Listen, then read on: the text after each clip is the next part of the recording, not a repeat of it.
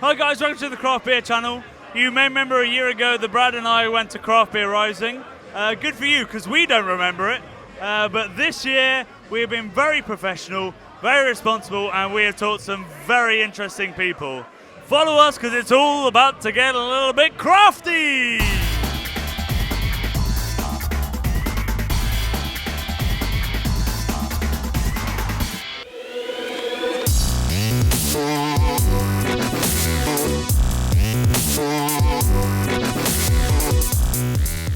So, stop off number one, and it's a true privilege. Those that watched our video for Craft Beer Rising last year will know that our interview with Lagunitas did not end so well.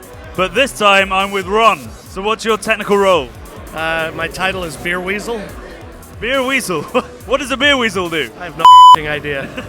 So what do you do? I've been running sales and marketing from the start. So I took over everything with distribution, all of our parties and events. Well, let's get the party started. You have a 9.9% brown ale on, is that correct? Yeah, it's called Brown Sugar. Yeah. And it's the only keg in Europe. Yeah, it is. Okay. It is because we're afraid to ship more. You worry what it will do to Europe's economy? I think I'm worried that Europe might just evict us. Does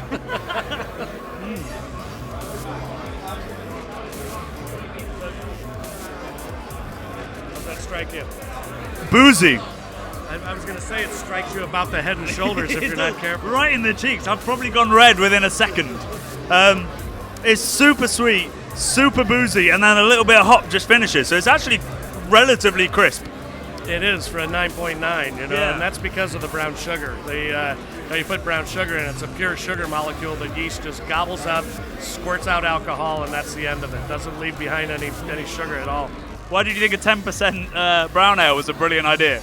Oh, we didn't think it was a brilliant idea. It was a mistake.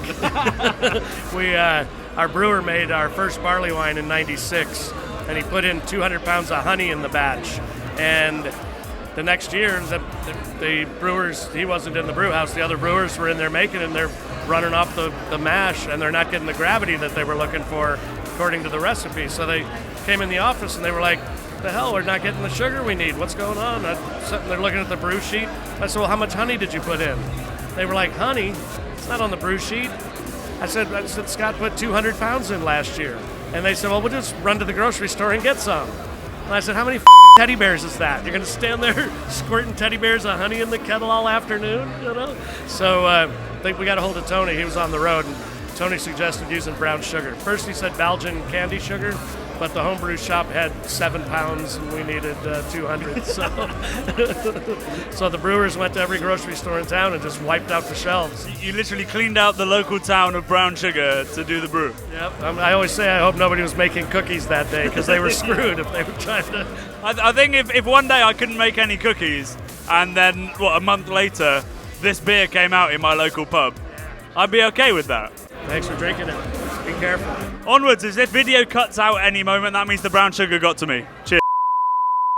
So after the insanity of the brown sugar by Lagunitas, we're here to cleanse our palate, or at least I thought. What we've gone for with this Berliner Weiss is a sour mashed, which means we allow a lactobacillus strain of bacteria to take the pH down to a level which is quite tart. And then what we've done is we've added a gooseberry and a lemon thyme characteristic as well, which basically flavours the beer to the unique characteristics you're tasting. There's a huge amount of thyme on the nose, and then it's dry, but not just in an acidic kind of Berliner Weiss way. It's dry in almost a vinous kind of way, which is that the gooseberry? Yeah, also we dry hopped in Mosaic as well. Mosaic gives it a lot of characteristic which supplements the lemon thyme, so you're picking up herbs which on top of the sourness are working together to give you this unique flavour. What we've gone for is a sour with a low pH. So Ellie, you are sales and marketing. How do you go about selling, in Tom's words, a sour with thyme and Mosaic, a famously tricky hop? It's a really easy sell. Believe it or not, it's a great match with food. I think it'd be really interesting to experiment with it in cocktails and things like that. A lot of people have said it's like a bit like a sorbet. So it is like it's a really versatile beer, and I think that is what makes it really attractive to people as well. Well, I think it's a really beautiful beer. It's got a lot of herb, a little bit of sweetness, a crap load of sourness, and then it's got that bitterness that I guess comes from the mosaic. It's a gorgeous, gorgeous beer. Possibly my beer of the festival. I've really, really loved it.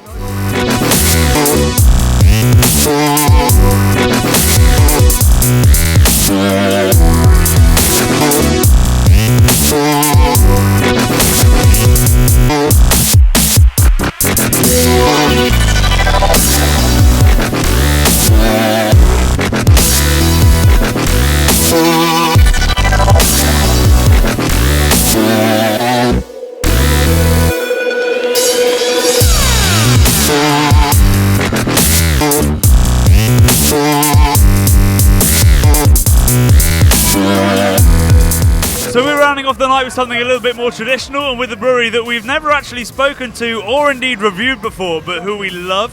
Their Hallion is one of the best lagers in the UK, and their Ola Dubs are incredible. Most people don't know that we're actually been around 32 years. Craft happened before the 2000s. Yes, and you know, we were actually one of the first breweries to really experiment with barrel aging. But today I am drinking Broken Dial. Now, what can you tell me about Broken Dial? So Broken Dial's a fairly new beer for us. Only been making it for about a year and a half. When we decided to make an amber ale, we obviously wanted to do something with a difference. Instead of a classic barley malt base, we used a chocolate wheat malt base.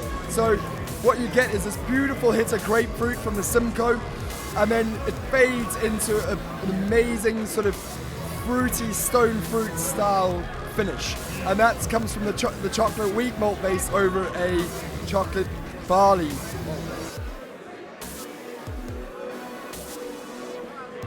There's a little bit of blueberry, which I don't think Simcoe's famous for, but maybe it's because it's been opened up by the wheat malt. There's lots of citrus, there's some grapefruit dryness there, you smell it. But what it's got is loads of body at 4.5? 4.5%. 4.5%. So it drink, you know, if you had an imperial stout at 9% and it had that kind of body, you'd be like, yeah, that makes sense. Yeah. But that is a lovely full flavoured beer, and I imagine on cask it's even more. Yeah, so, you know, we haven't really done much of it in cask yet, but we are releasing it in cask now moving forward. I think you should. For the spring summer, because we just realised from the feedback that we've gotten over the year that people really love this beer. And we know that cask beer always packs much more flavour and much more of the true profile of a beer. And we've definitely got some surprises in store for people, you know, moving forward with a range of beers that we're developing now. And hopefully, you know, it'll really excite people about what we're capable of doing. Well, guys, remember, craft is not a new thing. It's been going on for hundreds, even thousands of years. Harviestoun's part of that. You know, Camden's part of that, and people who've been brewing for hundreds of years are part of that, like Stefan. And that's something you need to remember when it comes to great beer. It's not a new thing. Great beer's always been there. It really has. This is Jonny signing off from the Craft Beer Channel, the Craft Beer Rising. A much more sedate Craft Beer Rising than last time. Except for Brad, who started dancing again. Have a great night, boys. And you.